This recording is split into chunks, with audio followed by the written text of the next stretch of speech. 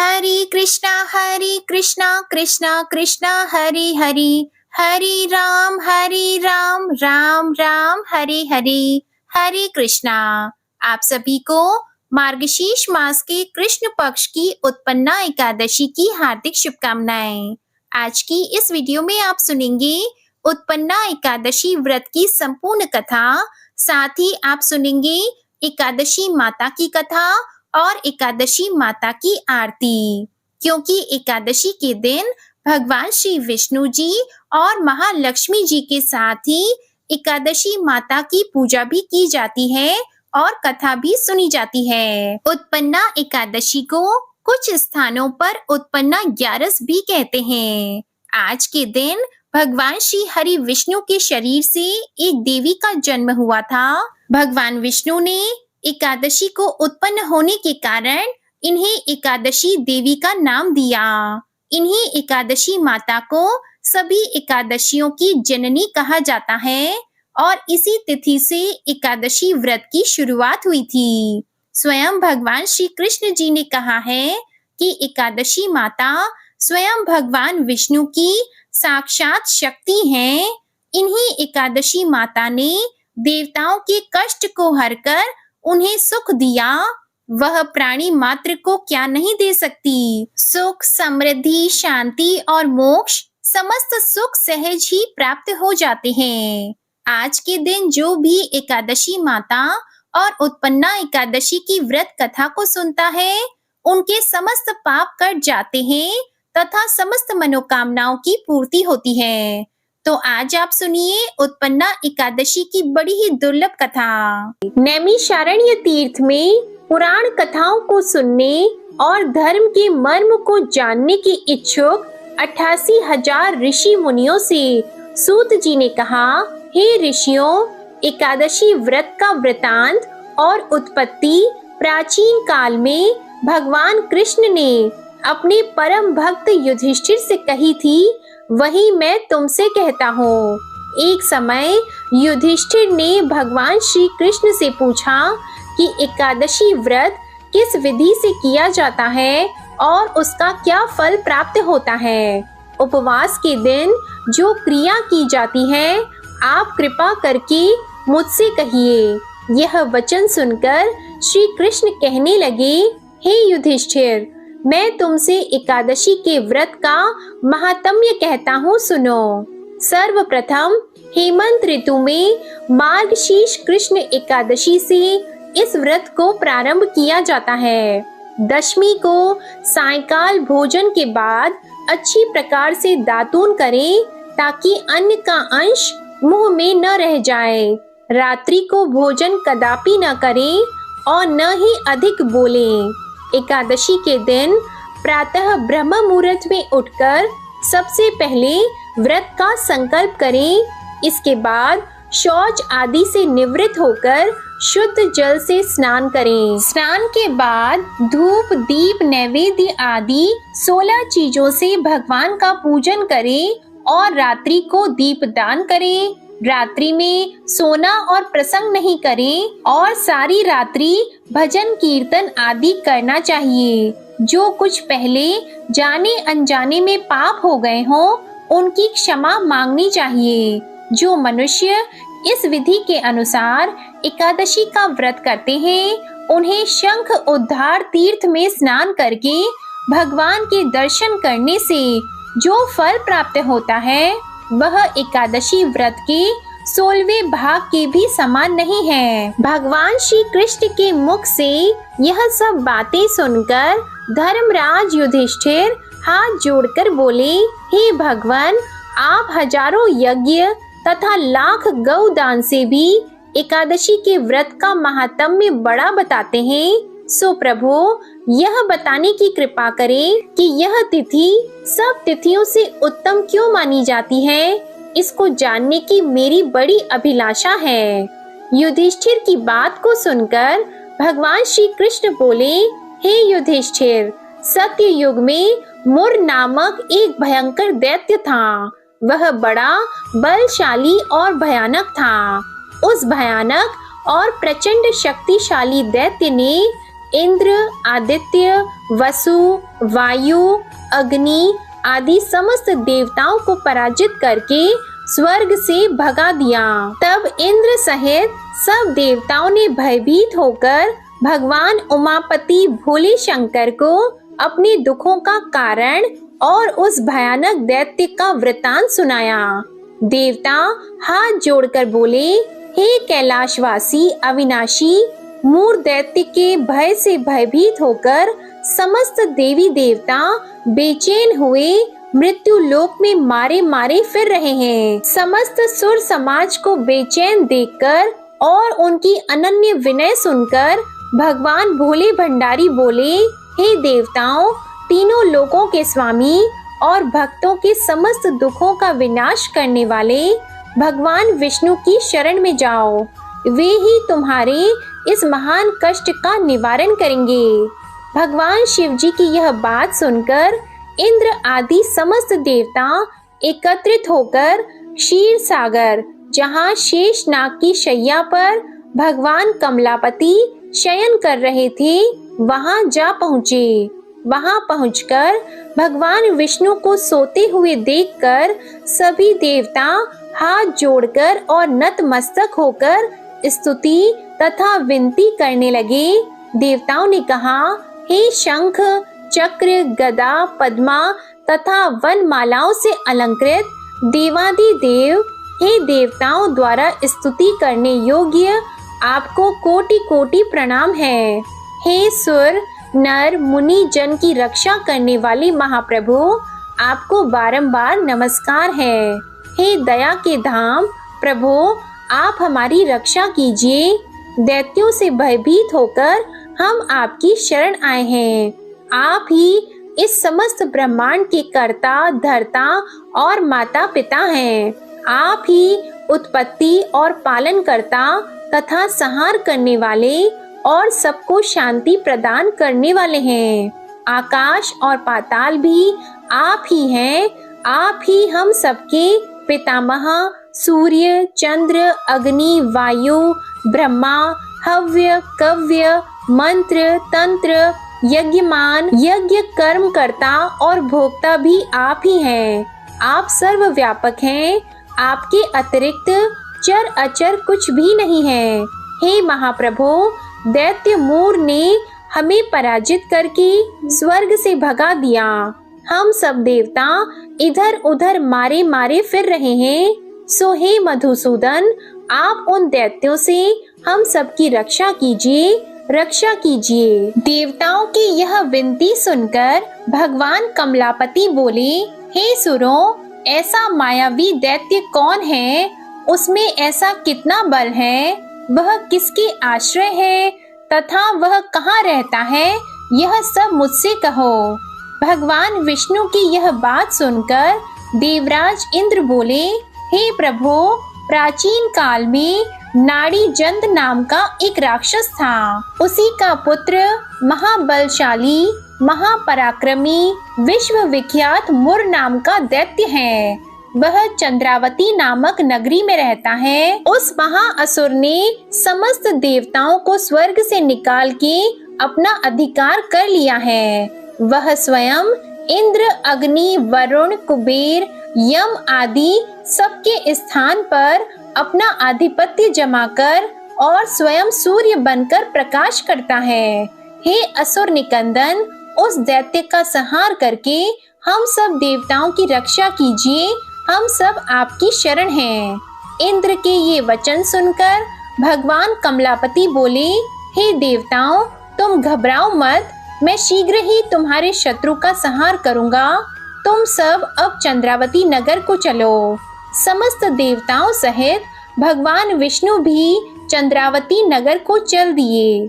उस समय दैत्यराज मुर दैत्य सेना सहित युद्ध भूमि में बड़े अभिमान से गरज रहा था।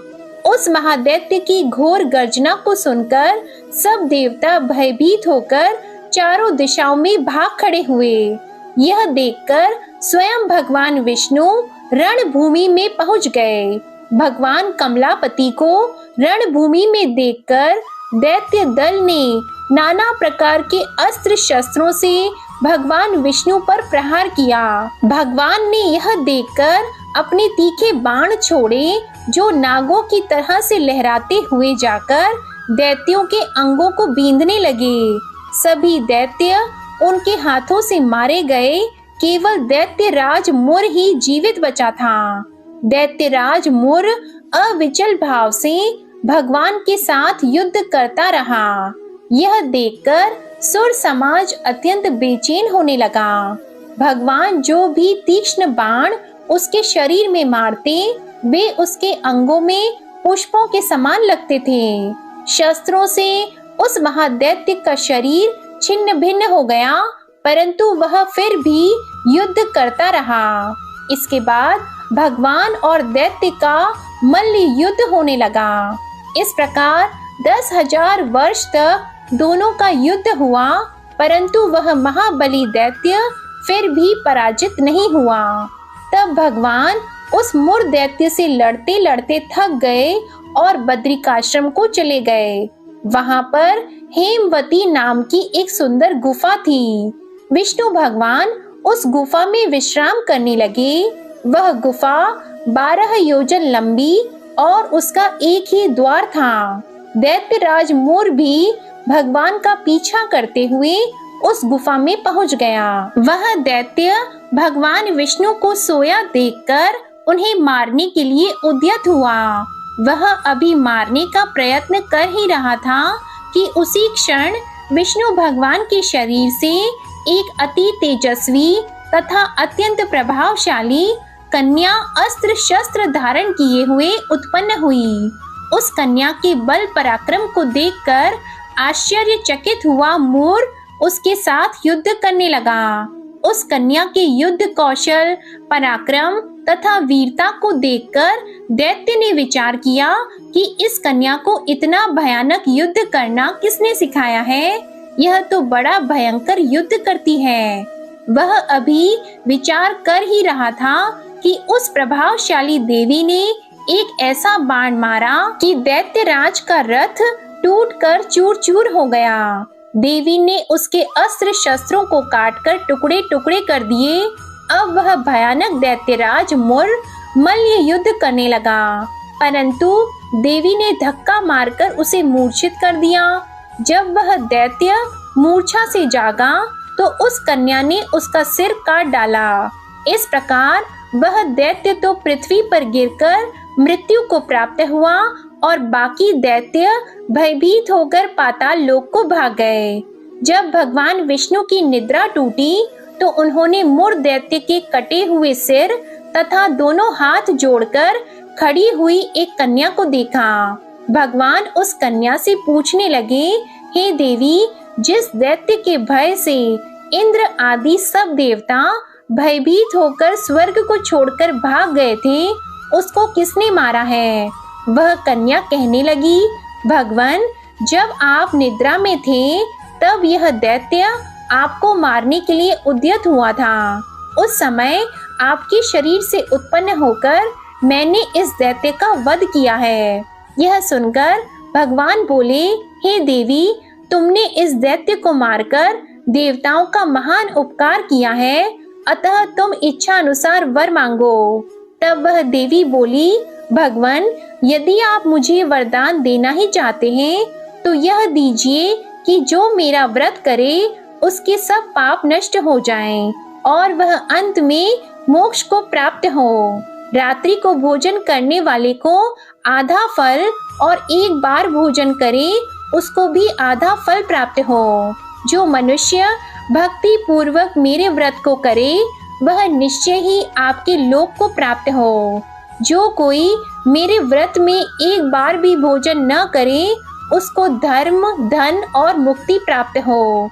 भगवान ने कहा, हे कल्याणी, ऐसा ही होगा। मेरे और तुम्हारे भक्त एक ही होंगे और वे जीवन में सभी सुखों को प्राप्त करेंगे तथा अंत में मेरे लोक को प्राप्त होंगे। क्योंकि तुम एकादशी को उत्पन्न हुई हो, अतः तुम्हारा नाम एकादशी होगा। तुम मुझे सब तिथियों से प्रिय हो, इस कारण तुम्हारे व्रत का फल सभी तीर्थों से अधिक फलदायी होगा। भगवान के ऐसे उत्तम वचनों को सुनकर वह देवी अत्यंत प्रसन्न हुई। भगवान कृष्ण ने आगे कहा, हे युधिष्ठिर, सब व्रतों में एकादशी व्रत का फल सर्वश्रेष्ठ है। एकादशी व्रत करने वालों को मैं मोक्ष पद देता हूँ, उसके शत्रुओं का नाश एवं समस्त विघ्नों को नष्ट करता हूँ। यह मैंने एकादशी की उत्पत्ति का सब वृतांत बताया है। एकादशी पापों को नष्ट करने वाली तथा सिद्धि देने वाली है। जो मनुष्य इस एकादशी महात्म्य को पढ़ता अथवा सुनता है, उसको अश्वमेध यज्ञ का फल प्राप्त होता है। वह करोड़ों वर्ष तक विष्णु लोक में वास करता है और वहां भी उसका पूजन होता है। जो मनुष्य एकादशी महात्म्य के चौथाई भाग को पढ़ता है, उसके सभी पाप नष्ट हो जाते हैं। वैष्णव धर्म के समान अन्य कोई धर्म नहीं है और एकादशी व्रत के समान दूसरा कोई व्रत नहीं है। प्रेम से बोलिए भगवान विष्णु जी और माता लक्ष्मी जी की जय। एकादशी माता की जय। अब आप सुनिए एकादशी माता की कथा। एक बार एक राज्य में एक राजा रहा करता था। राजा बहुत ही बुद्धिमान और बलशाली था। राजा सदा ही अपनी प्रजा का बहुत अच्छे से ध्यान रखता था। प्रजा भी राजा को बहुत पसंद करती थी। राजा की 2 बेटियां थी। राजा अपनी दोनों बेटियों से बहुत प्रेम करता था। राजा की छोटी बेटी देखने में बहुत सुंदर और आकर्षित थी और राजा की बड़ी बेटी छोटी बेटी के मुकाबले थोड़ी कम सुंदर थी। राजा की छोटी बेटी माता की पूजा किया करती थी और सभी लोग राजा की छोटी बेटी से बहुत प्रेम करते थे और बहुत प्रशंसा किया करते थे। राजा भी अपनी छोटी बेटी को बड़ी बेटी से अधिक प्रेम करता था, जिसके कारण राजा की बड़ी बेटी को अपनी छोटी बहन से बहुत नफरत होने लगी थी। राजा की दोनों बेटियां जब बड़ी हो गई, तब एक पड़ोस के राज्य में रहने वाले राजकुमार राजा की बड़ी बेटी के लिए रिश्ता लेकर आया। लेकिन जैसे ही उस राजकुमार की नजरें राजा की छोटी बेटी पर पड़ी, तो वह राजकुमार राजा की छोटी बेटी पर आकर्षित हो गया और छोटी बेटी से पहली नजर में प्रेम करने लगा। उस राजकुमार ने राजा की बड़ी बेटी के साथ विवाह करने से मना कर दिया और उसने राजा से कहा कि मैं आपकी छोटी बेटी से विवाह करना चाहता हूँ। ये सब देखकर राजा की बड़ी बेटी अपनी छोटी बहन से बहुत क्रोधित हो गई और राजा की बड़ी बेटी ने अपनी छोटी बहन को अपना सबसे बड़ा दुश्मन मान लिया। राजा की बड़ी बेटी ने अपनी छोटी बहन से बदला लेने का निर्णय किया। राजा की बड़ी बेटी ने अपनी छोटी बहन को जान से मारने का उपाय सोचा। राजा की बड़ी बेटी ने अपनी छोटी बहन को मारने के लिए सबसे पहले एक लड्डू में जहर मिलाकर अपनी छोटी बहन को दे दिया और उसको लड्डू खाने के लिए कहा। लेकिन लड्डू खाने के बाद भी छोटी बहन को कुछ भी नहीं हुआ। बड़ी बहन ये देखकर बहुत आश्चर्यचकित हो गई, लेकिन बड़ी बहन ने हार नहीं मानी। जब उसकी छोटी बहन रात में कमरे में सो रही थी, तब उसने एक मटके में सांप रखकर उसके कमरे में छोड़ दिया, लेकिन सांप भी छोटी बहन का कुछ नहीं कर पाया। जिसके बाद बड़ी बहन ने अपनी छोटी बहन से कहा कि चलो हम लोग कुएं में से पानी भर कर लाते हैं, जिसके लिए वह अपनी छोटी बहन को पानी भरने के बहाने कुएं के पास ले गई और उसने अपनी छोटी बहन को कुएं में धक्का दे दिया।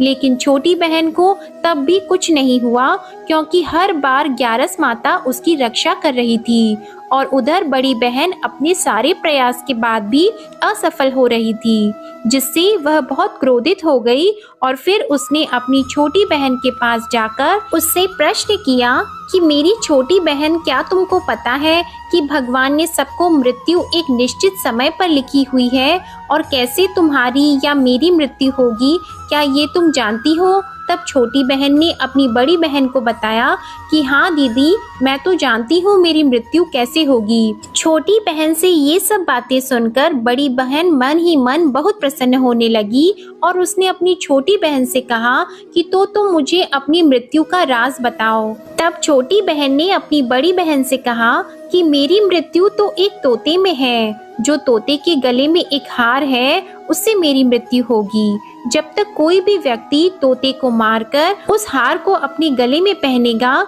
तो मैं मूर्छित हो जाऊंगी, और जैसे ही उस हार को अपने गले से उतारेगा तो मैं वापस से जीवित हो जाऊंगी। अपनी छोटी बहन की मृत्यु का राज जानकर बड़ी बहन बहुत खुश हुई और उसने अपनी छोटी बहन को मारने के लिए उसके पालतू तोते को ढूंढना शुरू कर दिया।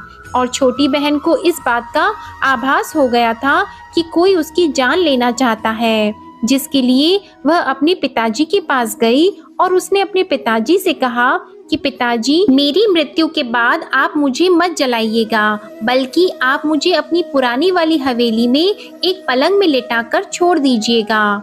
अपनी छोटी लड़की की ये बातें सुनकर राजा बहुत आश्चर्यचकित हो गया। राजा ने अपनी छोटी बेटी से पूछा कि बेटी, तुम ये क्या कह रही हो? तब राजा की छोटी बेटी ने बताया कि पिताजी, समय किसी के लिए नहीं रुकता है, क्या कब किसको हो जाए इसका किसी को कुछ नहीं पता।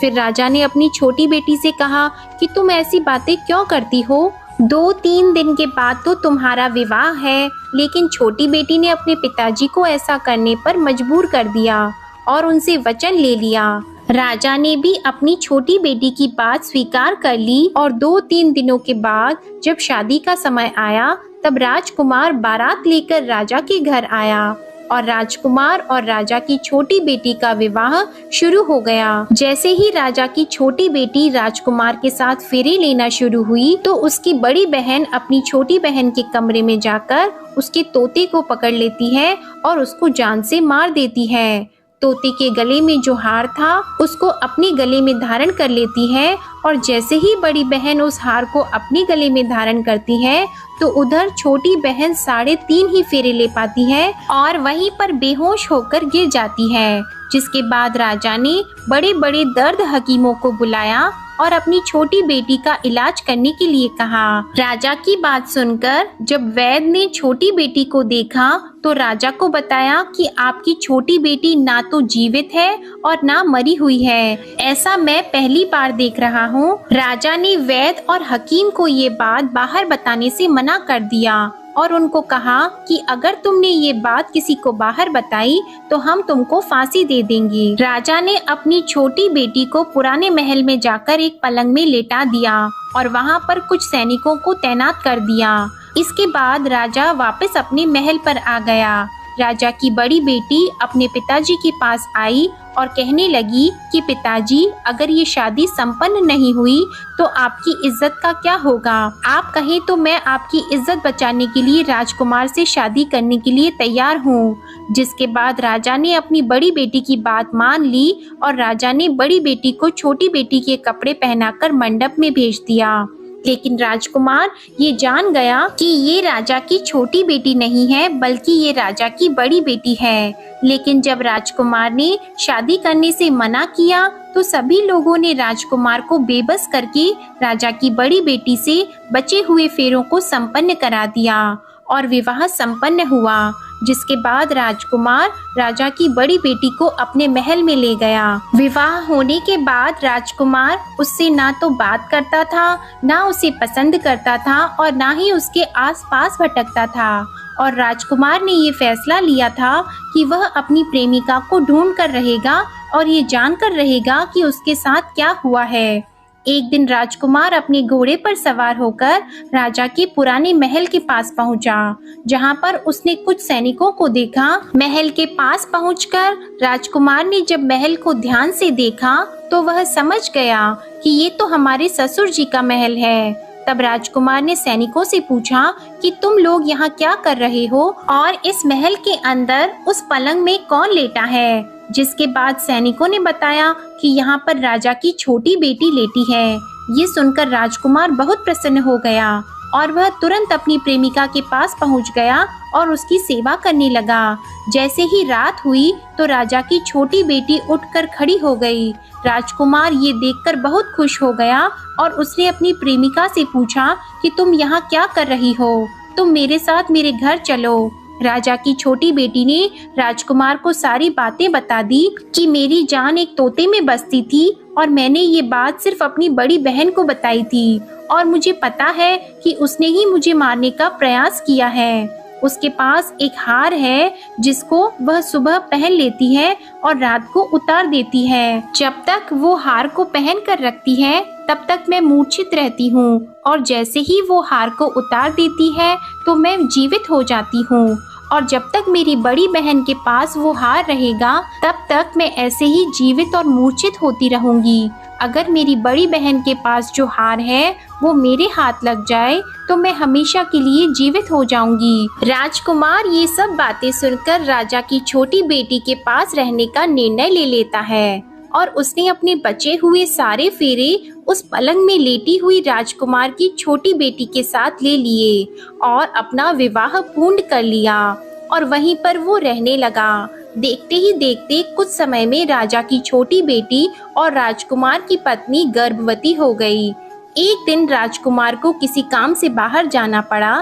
तब छोटी बहन के पेट में बहुत तेज से दर्द होने लगा, जिसके बाद उसने माता का आह्वान किया। जिसके बाद वहां माता प्रकट हुई और उन्होंने अपने भक्तों के दर्द को दूर किया और एक पुत्र की प्राप्ति करवाई। और वहीं पर अचानक से राजकुमार भी आ गया। राजकुमार ने ग्यारस माता को देखा तो वह आश्चर्यचकित हो गया और उसने तुरंत ग्यारस माता को प्रणाम किया और ग्यारस माता ने राजकुमार से कहा, जब तुम्हारा पुत्र 5 वर्ष का हो जाए तो तुम आकर अपनी पत्नी का हार इसके गले में डाल देना। और देखते ही देखते राजकुमार और राजा की छोटी बेटी का पुत्र 5 वर्ष का हो जाता है। तो राजकुमार अपने बेटे से कहता है कि बेटा, मैं कुछ काम से बाहर जा रहा हूँ, तुम अपनी माता का ध्यान रखना, और वहाँ से चला जाता है।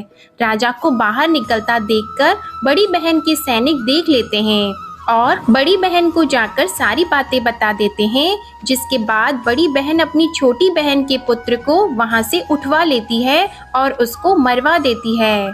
छोटी बेटी के पुत्र के 2 टुकड़े करवा देती है। पहला टुकड़ा चक्के के पास छुपा देती है और दूसरा टुकड़ा अपने पलंग के नीचे रख लेती है। अब ग्यारस माता भिखारी का रूप लेकर आती है और एक भिखारी का रूप रखकर बड़ी बहन के पास चली जाती है। जिसके बाद वहाँ पर भिक्षा मांगने लगती है।